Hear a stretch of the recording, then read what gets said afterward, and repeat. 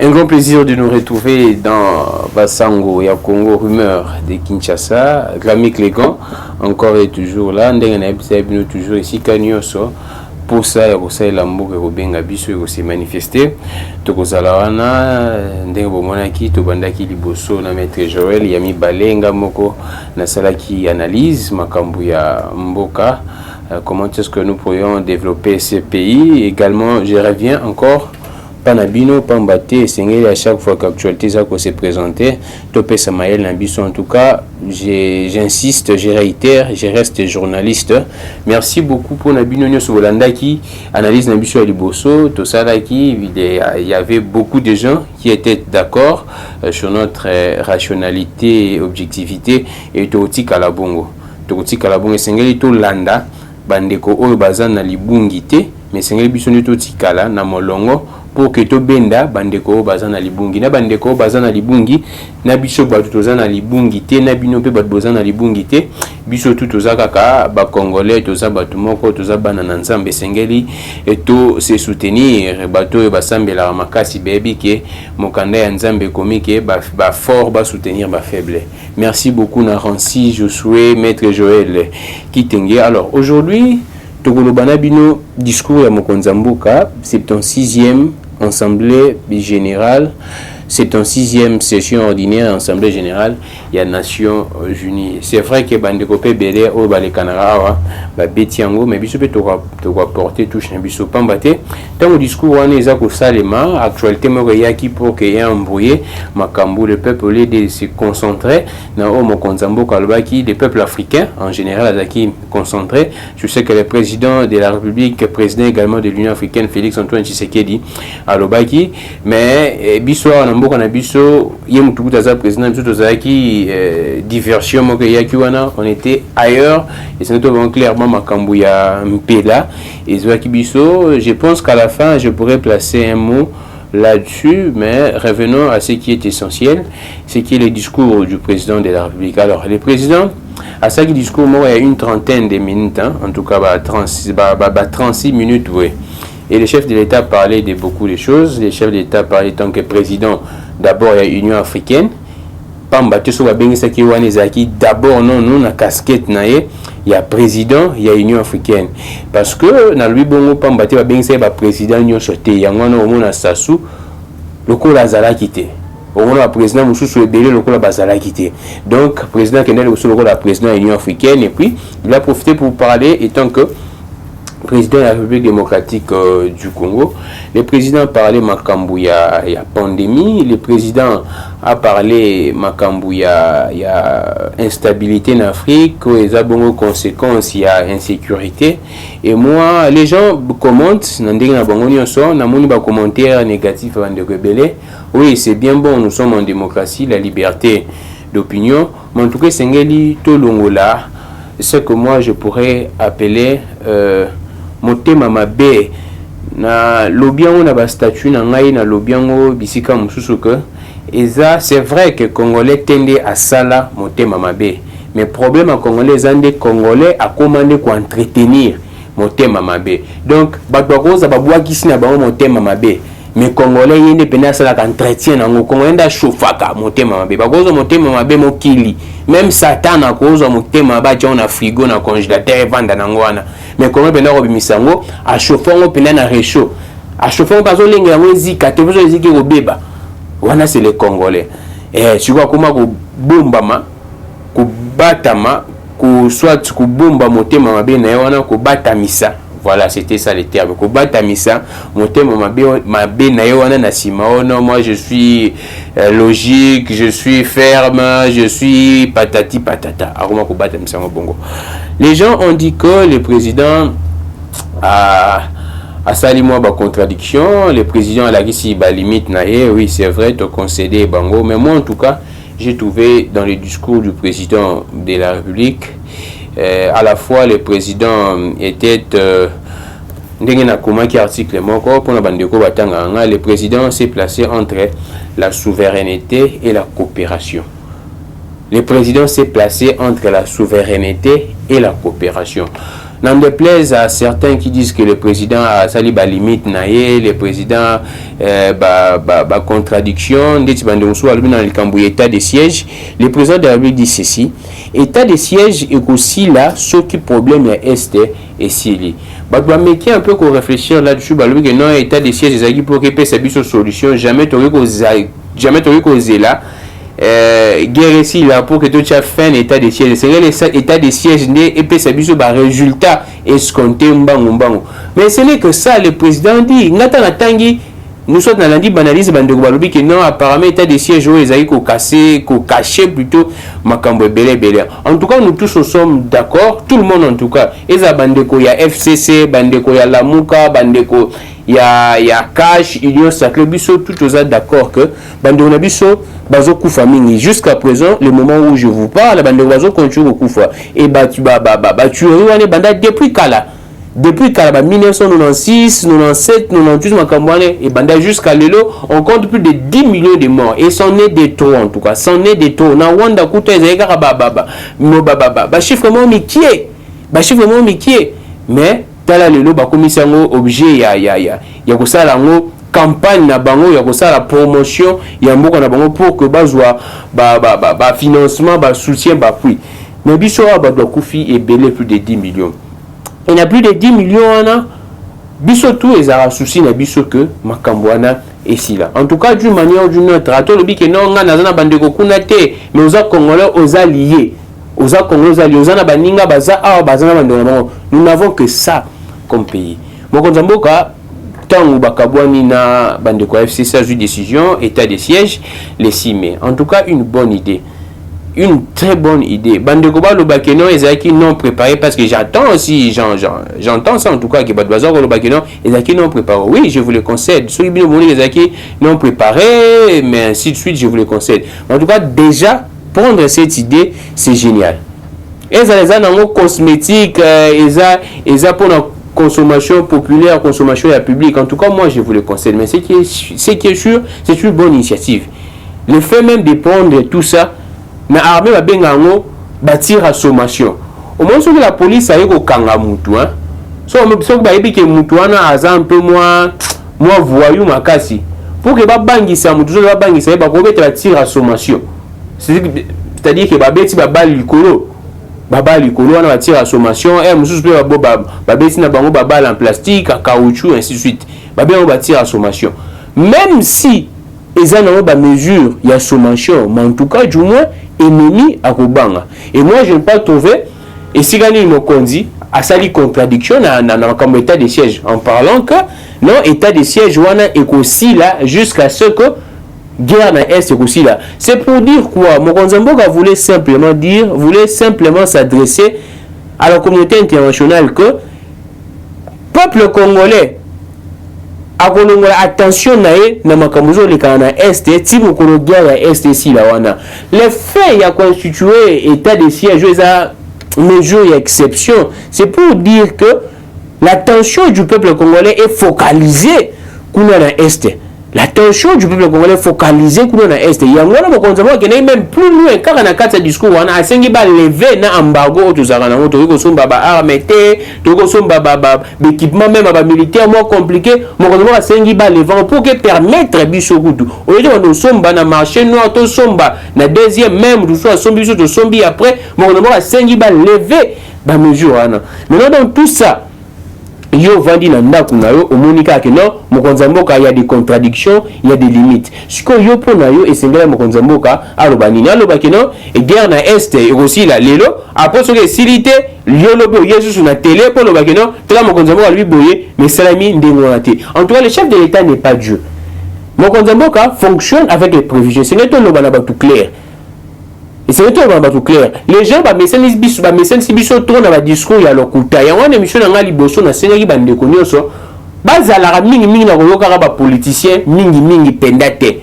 Batanga nde mingi. Batanga nde na ba livre parce que na ba livre za moi passi. Pourquoi ça? Parce que so komi livre na yo avant obimisango c'est vraiment batanga beso de attendre on dit que moi ba buzo beze belé ba so na on de kotala bisiko moi buzo bezali. C'est vrai que moi ba livre mususu be ya buzo ba mais en tout cas sur 100%, 95% ya ba livre bozo ba pene za bena moke ezara mingi potable.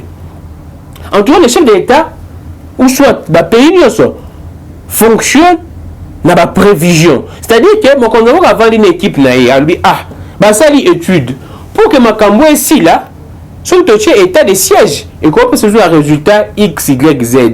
Mais ndenge balobaka toujours, hein, l'homme propose et Dieu dispose. Donc, mon konzamboka soit ba service, baza na bateau magique pour dire que non, ndenge to loba ki au sale mabongo. C'est vrai.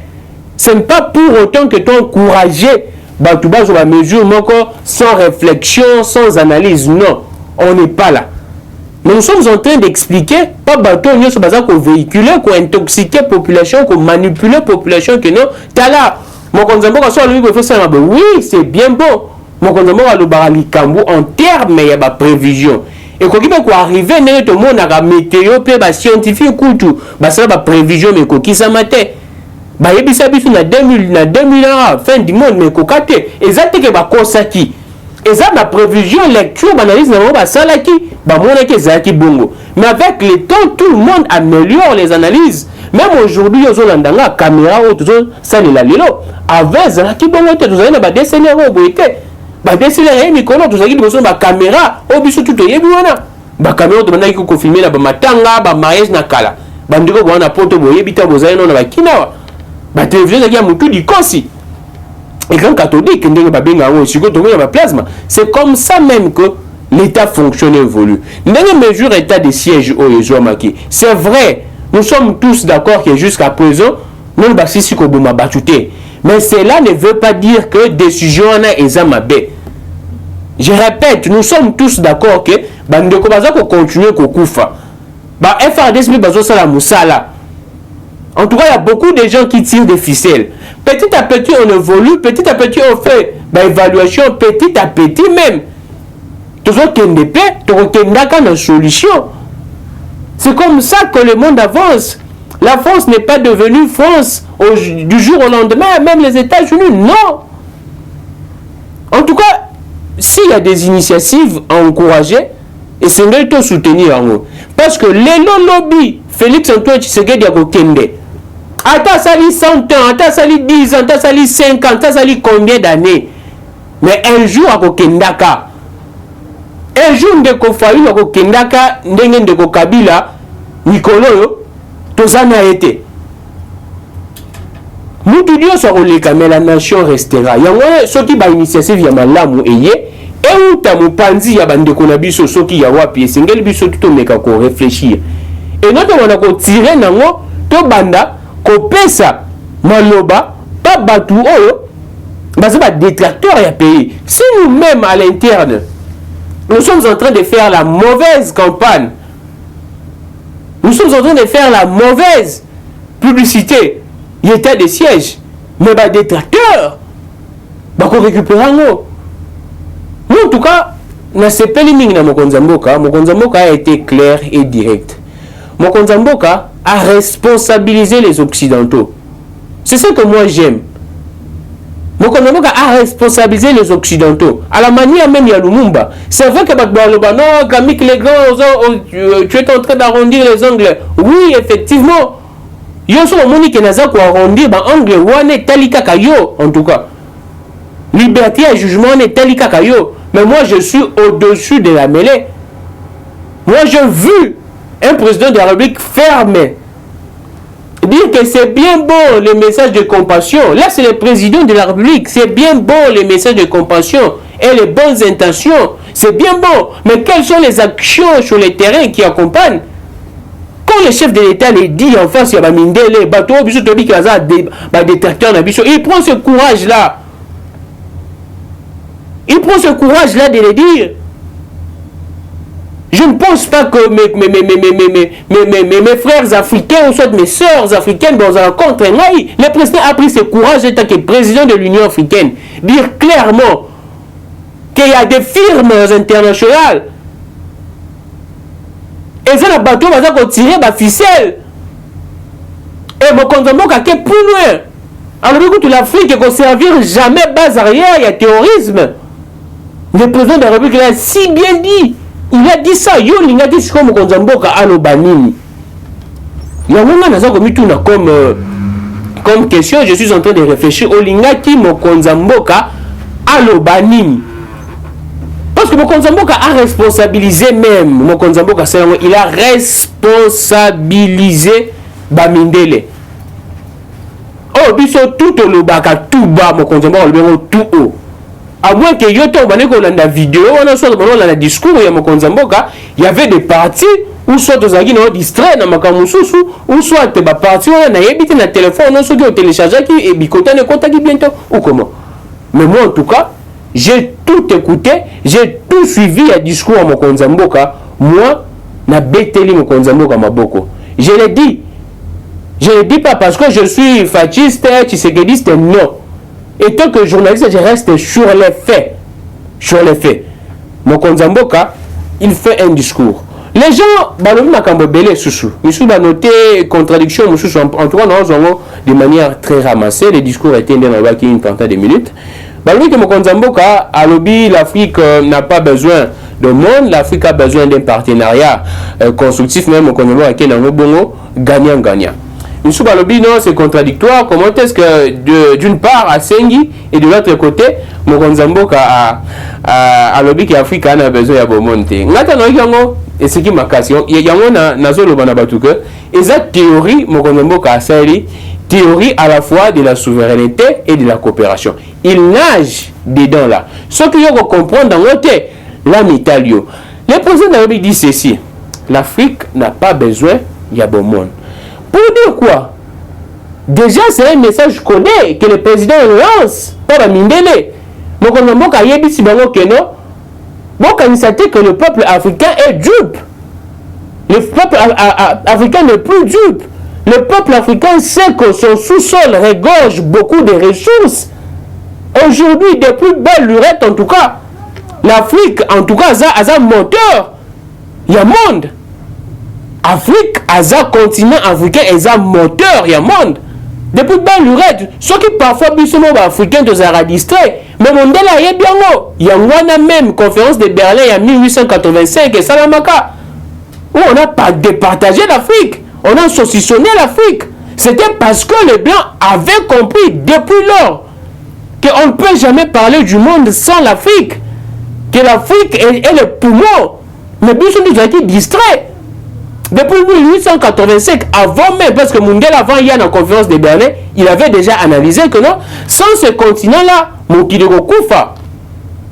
Et quand le président dit que le peuple africain n'a pas besoin, soit le continent africain n'a pas besoin, il y a au monde. C'est un message que le président lance dans les occidentaux. En tout cas, il y a certaines choses. Hein, si nous sommes face à des détracteurs, mettons un peu nos querelles de côté. Moi, je ne peux pas comprendre que non, mon condamnement lobby même bongo, yoza mutu ya FCC, oza mutu ya Lamuka, oza mutu soki ya wapi, au Silika. Moi, je me dis, parfois nos querelles internes, to longwa, to zela, soki to longwe, la face du monde, to biso na biso, to soana. Que même la face du monde ont attaqué Ndekono Congolais parce que vous ne partagez pas les mêmes idées, vous ne partagez pas Makambo Bele Bele. Là, c'est jouer, c'est comme je disais, c'est jouer le jeu même. Il y a des occidentaux, on a des détracteurs. C'est pourquoi même les occidentaux, on a tellement dit que tu as divisé biso na 4, il y a un côté la biso. Il dit que si on n'a pas X, il y a un Y, peut-être qu'on a pensé mbongo, on a financé, il est prêt, il y a ça la ndeko na yoku. Malheur na biso bandarande wana. Quand le président dit ça, il y a biso na bamindele indirectement. Désormais, le peuple africain n'est plus dupe. Le peuple africain sait que sans moi, le monde ne sera pas ce qu'il est. Là, c'était depuis longtemps même. Le pétrole, ainsi de suite. Et aujourd'hui, nous sommes à l'ère du numérique. Oh, donc il faut fonctionner sans Internet. Donc il faut fonctionner sans appareil, caméra, téléphone, ordinateur. Mais la matière première, les minerais, ça va servir pour la fabrication, il y a des caméras, des téléphones, des ordinateurs, des cambouniens, même, je pense, documentaire, il y a l'infoca. Il y a un minerai, comme on a dit, qui sert même dans l'appareil, dans la fusée. Mais Salem Foka. Et maintenant, à ce stade, Nathan Oyo, temps moderne, époque contemporaine, ainsi de suite, le président conscient, il y a la richesse nabiso. De ce fait, tous on a besoin de monter au Kabila Biso, mais tous on a besoin, il y a partenariat gagnant-gagnant. Oh, bah, ben, on a un projet que non, Biso, tous on a apport en nature, n'est pas le baka. On a projet, apport en numéraire, en industrie et apport en nature. Biso, tous on a apport en nature. Nous avons des minéraux, mais tous on a apport en numéraire, apport en numéraire et zambongo. Tous on a apport en industrie, les technologies, tous on a voté. Alors, associons-nous. Bino Bamindel encore besoin de technologie, besoin de moyens, venez avec ces moyens, biso, toza, na minerai, toza, na nature, na biso, et puis nous allons faire les deals. Quand le président le dit, je suis comme Monique, non, c'est la contradiction. Olinga ki alobani. Nazoya, n'a rencontré na makamune so oyo kanisa na mutu wana. Parce que moi je ne peux pas comprendre, même devant les Nations Unies, le président tient un discours, entre un discours qui est tout à fait normal, mais yo au moni qui est discours on est segeli kaka ou attaquant. Et c'est là que tu bisonné ba congolais la promotion il y a discours wana. Je ne pense pas que les Béninois, nos frères nous suivent, soit les Camerounais, les Ivoiriens, les Togolais, les Nigérians, les Botswanais, ainsi de suite, les Malgaches, les Sud-Africains, les Marocains, les Gabonais, sont tous en Afrique. Je ne pense pas que les Tunisiens, les Algériens, les Libyens, je ne pense même pas qu'ils partagent la vie au Yozanango. Moi, je crois fermement que ce peuple a applaudi les discours du président de la République. Le président n'a pas eu sa langue en poche. Le président a dit ça clairement au blanc. Et yo vendi na yo parce que Olingara Mokonzambo Kate, là ce n'était pas Félix Antoine Tshisekedi. Il représentait la République démocratique du Congo. Même Yolobina Okeno, Azaki Elute, Atrishaki, mais là il représentait la République démocratique du Congo. Il ne représentait pas la République démocratique du Congo triché selon yo. Non, en tout cas. Parfois, il ne faut pas voir le nom de Félix Antoine Tshisekedi. Vois d'abord la nation congolaise, RDC, vois l'Afrique. D'ailleurs, il représentait l'Afrique. Je suis comme il y a Félix Antoine Tshisekedi dit la représentation de l'Afrique. On est comme les Kamoussous. Et comme les Kamoussous, comme les Kamoussous, il y a jalousie. C'est vrai que s'il faut critiquer, je vous le concède. Mais soyons objectifs. C'est simplement ça. Il y a une idée, il y a une proposition, non, mais quand on va qui boy, là on a mon boy. Mais tant que je dis que non, boy, ça c'est la contradiction. Soit mailler les noms dongi, soit réflexionner les amours coussés. Ce n'est que ça. Ce n'est que ça. Et bien tout besoin l'andangai, boy binga bien. Bolanda badi ba éditorial nanga nyonso bolandaka bosalaka boyebi. Comment est-ce que quand il s'agit d'être très rigoureux envers le président de la République, je le suis en tout cas, même maintenant je suis très rigoureux envers le président. C'est bien beau son discours, mais sur le terrain on doit voir également application. Voilà. Et bon, on va même plus loin. Alors même si tu as un partenariat, plutôt partenariat gagnant-gagnant, les Sénégalais africains ont une institution forte. Le président l'a si bien dit. C'est-à-dire que Mokonzamboka reconnaît qu'on doit avoir des réformes même en Afrique. Le président de la République le reconnaît qu'on doit avoir des réformes. Il y a un Mokonzamboka qui est que non, Martin Fayoulou a proposé des réformes. Au moins dernier, alors qu'il c'est bien, des réformes, mais il y a une assemblée nationale. Là, c'est le président de la République. C'est-à-dire que le président reconnaît, du moins qu'on doit mettre en place des réformes. Et je ne pense pas qu'avant 2023, ou soit je ne pense pas que Mokonzi Mbok avant 2023 a rejeté la réforme. Parce que quand il dit qu'on a besoin, il y a une institution forte. Vous pensez que Mokonzi ne reconnaît pas qu'il y a beaucoup de difficultés, il y a beaucoup de limites en Afrique. Puis surtout, on a un sommet à Paris. Mokonzi a été très clair envers ses pairs africains, président Moussou sur l'Afrique. Le président de la République l'a si bien dit. Il a dit clairement que non, Afrique est qu'on souffre d'un problème, il y a bonne gouvernance. Et il a répété la même chose dans la tribune des Nations Unies. Quand le président dit ça, les refuse même pour dire ça, pour conscientiser, pour interpeller conscience. Attends, vous voyez que sur le terrain, il fait autre chose. Mais en tout cas, le fait de dire ça, de répéter ça, biso bato tout ça la makamou ya ba motivation, ba projet entrepreneurial, tu as vu qu'il y a ça qu'on appelle le subconscient. Au fur et à mesure que tu répètes, tu récites certains mots, certaines histoires, il y a pas que ça qui est dans le subconscient. Un jour, subconscient le caliboso est conscient et tu vas commencer à agir sur base avec un sous-bassement yo le baka à chaque fois. Et au cas moi on là batu mususu il y a même une église la benga ngo ke monta bongoli montemona muto bando ya église ma changer raté mais un jour pouf bomoni asali kamo balo ba l'église. Oh asa rondeni ya me radiamba mais asa bondeni. C'est ce qu'on appelle le subconscient. Parfois le subconscient est caliboso conscient et tu agis en fonction ya oyo oyeba. Ya moi bansu balo baka bato ya science en tout cas, il y a science occulte au cas, bato ya science batanga mingi. Et ça aucun fait au sala dépôt botama si lilo au bossanango. Non en tout cas. Si on va dire qu'il tu peux même te rappeler l'école maternelle, ndenga na aboué. Na yebi en tout cas beaucoup d'événements qui se sont passés à l'époque au Nazaki l'école maternelle, na yebi ngo. J'ai ça son avant ni boé ba scénario ne rozonga. C'est la même chose quand le président dit à tout moment qu'Afrique est une bonne gouvernance, bonne gouvernance, bonne gouvernance. Du moins, on peut applaudir. Même si sur le terrain, il fait autre chose, du moins, on peut applaudir. Et mon moque en termes de partenariat, à quel point les gens disent qu'à Sengi Bambongo. Oui, effectivement, ils sont venus qu'à Sengi Mbongo. Mais Mbongo, est-ce que c'est normal ou soit c'est normal? C'est là le problème. Quand il y a la carte, non, c'est la politique qui a main tendue. Oui, c'est bien bon, une politique qui a main tendue, c'est selon yo. Mais pourquoi mon Konzamboka a Sengi Mbongo wana? Mon Konzamboka lobby.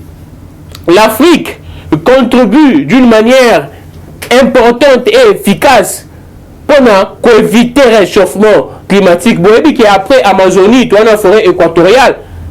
Et la RDC, la norme, la forêt équatoriale, nous respectons parfois ces normes. Je m'excuse bien que parfois, c'est pourquoi je suis en train de dénoncer directement. Il y a une société, Maniema Union. Et ça, l'exploitation, il y a Baboua, dans l'Équateur. La société civile, depuis qu'Abana a dénoncé la société Maniema Union, jusqu'à présent, on ne sait pas. Besoin c'est la cas Alain Foucault a dénoncé la banquette toujours en Équateur pour qu'Abimi, la société Maniema Union. Nous, chaque jour, nous sommes en train de dénoncer cette société. Et Maniema Union, ils ont PK chinois. Maniema Union, ils ont société chinois. Ça, l'exploitation illicite, il y a Baboua. Aussi longtemps dans le besoin d'Équateur, on a besoin de à même les sols. Donc, nous sommes allés avec ça, image, on est sur la bino tout boye bien haut. On a besoin à même les sols. Mais il y a des Chinois qui exploitent illégalement. Sans même titre permis, sans sol. Ils exploitent illégalement depuis très longtemps, depuis Era Kabila. Finalement, les Chinois ont besoin d'exploiter la bois. Mais jusqu'à présent, aucune sanction. Et le président l'a dit que non, le fait qu'Afrique est tout ça, prescrit il y a respect, il y a nature et écologie pour que le réchauffement climatique et mathématique, c'est d'ailleurs même scientifique. Mais on a besoin de COP, accord de Tokyo, ce qu'on a dit, vous comprenez, protocole de Tokyo, COP, Bazoua mesure que un crédit carbone. Crédit carbone, on est à la expliquez-nous pour que vous compreniez. Ceux qui osent que kata banzete te na mboka na yo, ndeti biso toza na forêt équatoriale, toza ko respecter la nature, toza sala on va bien à déboisement te. On va terme technique ko kata banzete déboisement to sala ngote. Ba crédit carbone on est ezoko mata. Ezako mata. Je crois que pays oh baza il y a haute technologie, baza na ba industrie belé. Ba on tellement ezako polluer, ba crédit carbone ba ezako s'épuiser. C'est-à-dire que là le là, biso tout en stock 0,0. Na compte na biso yo zo katate stock na yo zo mataka 1 2 yo ozo polluer stock na yo ezo kiteko comme -1 -2 ainsi de suite siko et quoi arriver à un certain moment ndenge ba yo kana na protocole à Tokyo wana moya ba pays wana basala susu ba industrie basala susu ba activité industrielle na bango te et au sein na bango siko ba somba ba crédit carbone na ba pays oyo ba kataka ba nzete te o ba polluaka te. C'est pour cela mon konzambo azo senga mbongo wana. Cela veut dire quoi? Ba pays oyo bazo conduire ko polluer ba somba ba crédit carbone na biso. Oya pesa biso siko mbongo ba pesa biso mbongo te. Donc mbongo oyo mon konzambo ka senga lobiango alobi que d'ici 2030 Afrique reconnaître le problème belé entre autres baisse même il y a production agricole mais comme belé à 5 d'ici 2030 et c'est pas plus de 30 milliards par an pour l'Afrique et ça d'ailleurs qui est 30 milliards l'Afrique a combien de pays plus de 50 30 milliards par an et mon conseil par le si bah 2050 c'est comme à 50 milliards ou soit si bah 2040 et c'est comme à 50 milliards mais c'est de notre droit et ça encore battu bazo ko escroquer yo mbongo na yo celui qui mutu asenyango c'est ça la politique qui a main tendue ou soit vous ne comprenez pas vous êtes sous-informés parfois pe bino bato bazo ko attaquer bino bongo ozo rapi mutu azo ko attaquer ozali maloba koloba informez-vous c'est simple mon gouvernement a 30 milliards à 50 milliards c'est normal en tout cas là qu'on a resenga madame Eve Bazaïba maman na biso aza vice Premier ministre en charge de l'environnement. Ah, ça l'appelle moi courage, makasi, diplomatie, pena agissante pour que tu récupères Bambongwana. Bambongwana est belé. Tout le temps de Nasuka, nous avons vite. Il y a les Kamousou, quand on a lobby, il y a 100 milliards. Oh, maintenant, je n'ai 100 milliards. Mais 100 milliards, et ça, décision, mon Konzambo, carrément, mon côté. Il parlait tant que président de l'Union africaine. 100 milliards, on a décidé depuis le sommet à Paris. Oui, c'est marrant, mais je pense le 18 mai 2021, oh, kaka, sommet à Paris, oh, il y a relance de l'économie africaine. Ndeba yokanaki Macron na kati. Ndeba président tout bazaki Paul Kagame bazalaki, oh Paul Kagame après soit avant sommet on a loi qui ba bêtise on a ou loi que ezaki buzz inutilement. Ba président tout na Emmanuel Macron ba wana que c'est pas pèse Afrique 100 milliards. Mais apparemment 100 milliards ils ont un compte goutte. À compte goutte, il y a un autre monde qui même que non gouverneur il y a banque maman Nabiso à reconnaître que non bah pesa il bango appui à 1,5 milliard pas FMI ça n'a rien à voir avec Makamou il y a partenariat Nabiso il y a programme Nabiso na FMI 1,5 milliard on est ça qui va réserve de changer mata 1,5 milliard on est outillé dans Kamwana il y a 100 milliards le président de la République a rappelé dans les Nations Unies c'est simplement ça. Ce que vous avez comprendre, informe-toi et renseigne-toi au Koyeba. Moi, je pense que il y a beaucoup de choses à dire concernant le discours du président de la République. Mais du moins, le président était clair. Le président a responsabilisé. Le président a responsabilisé. A rappelé que vous avez une mission, il y a l'Iboso. Il y a les Nations Unies, ah, toye, bobengi toye, toye. Mais mission d'habitude, il y a mission d'habitude, il y a l'Iboso, et ça, bobengi ça, biso boité, et ça, mission de maintien à paix. La sécurité internationale. Alors, qu'est-ce que vous faites quand l'Afrique subit beaucoup de coups de déstabilisation? Qu'est-ce que vous faites? Il a dit ça clairement. Quelle différence faites-vous entre ce que le président a dit c'est pratiquement le même discours.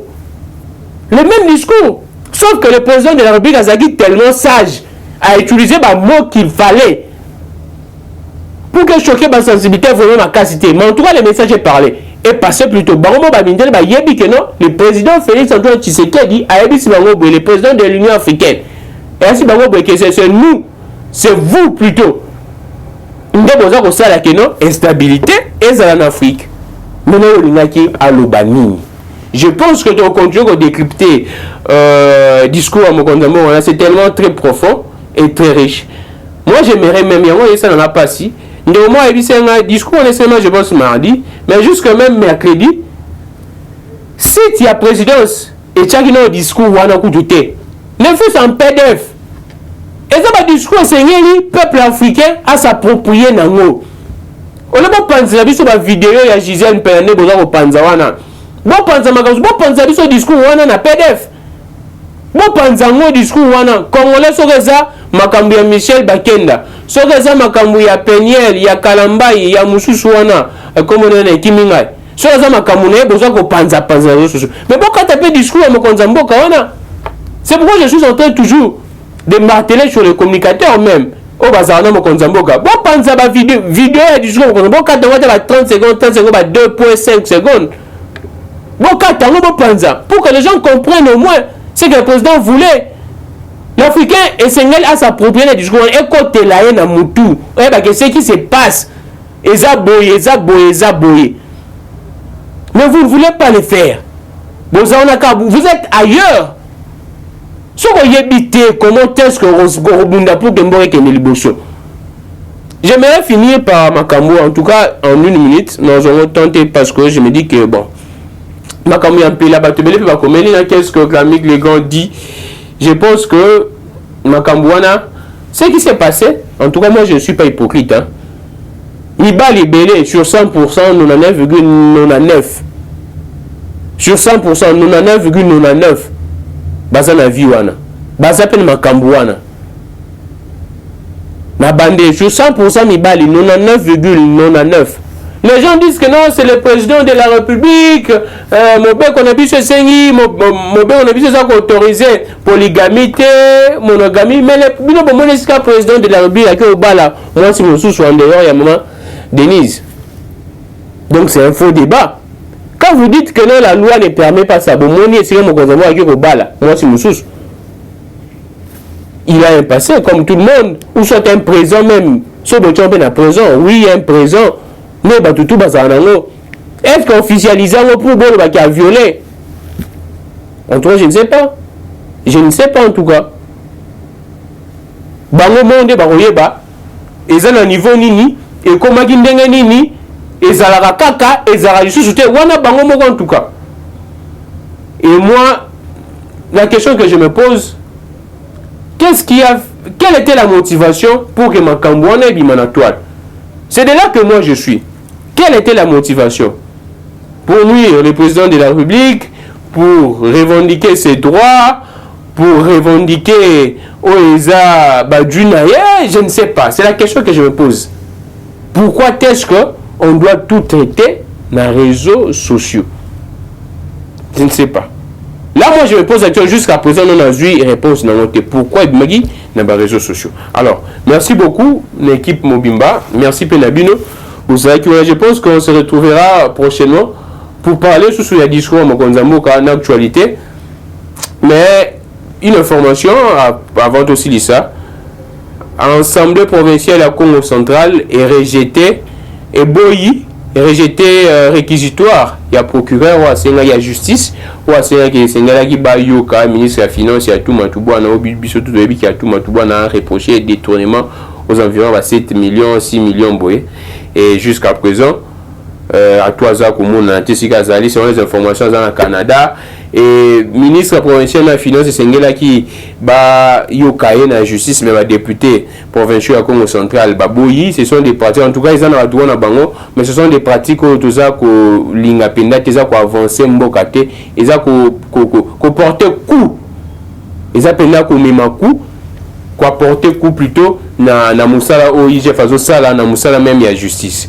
C'en est fini pour aujourd'hui. Je suis Camille Legon. Merci beaucoup à Rancy. Merci beaucoup à vous tous. Vous étiez nombreux à suivre cette tranche en tout cas et analyse avec moi. On se retrouve prochainement. Retenez que je suis ici à chaque fois. Betara Turotala analyse il y a bien pour que Esungayo yo mutuzana a besoin qu'on s'amaele. Que le Dieu de toutes les inspirations continue de nous inspirer et de vous inspirer également. Au revoir. Eshima, votre magazine qui bat au rythme de l'actualité. Retrouvez la nouvelle édition. Exclusivité, Sakombi Molendo, le pionnier de la bancarisation.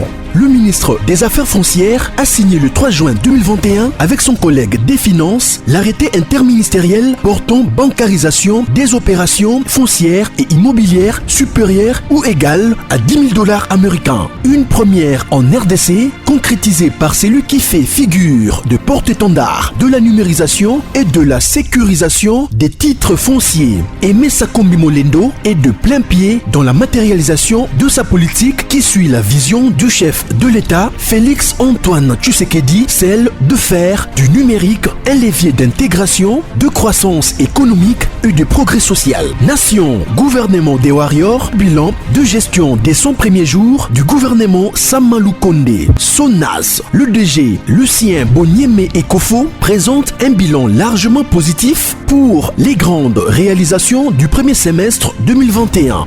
À lire également l'interview de Seth Kikouni portée sur les questions d'actualité.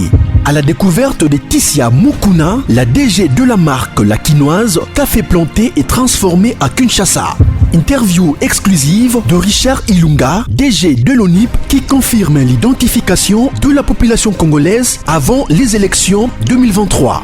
Un an de patrouille financière, les audits de l'IGF mettent à l'écart les mandataires impliqués dans la mauvaise gestion des deniers publics grâce à Jules Alinguete, inspecteur général des finances, chef de service. Une analyse sur les coups d'État en Afrique et leurs conséquences. Retrouvez l'intégralité du magazine Eshima dans les kiosques. Eshima Magazine, un nouveau standard d'information.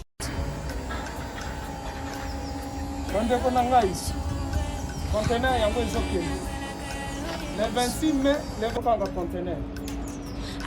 Conteneur chaque mois. Donc, next ekozala le 26 mai. Olingo timba velo. Mutuka. Lise aussi otangi. Biloko tout pour même na biso. Benga biso. Comme ça, toya, so même biloko tout na la Congo.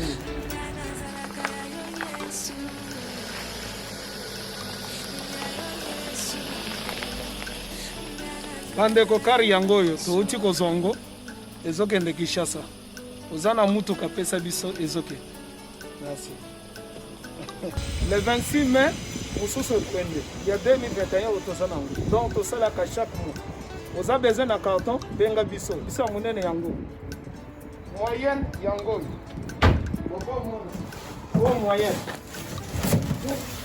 Yango oyo. Na carton na biso ya muke. Nous avons 3 dimensions.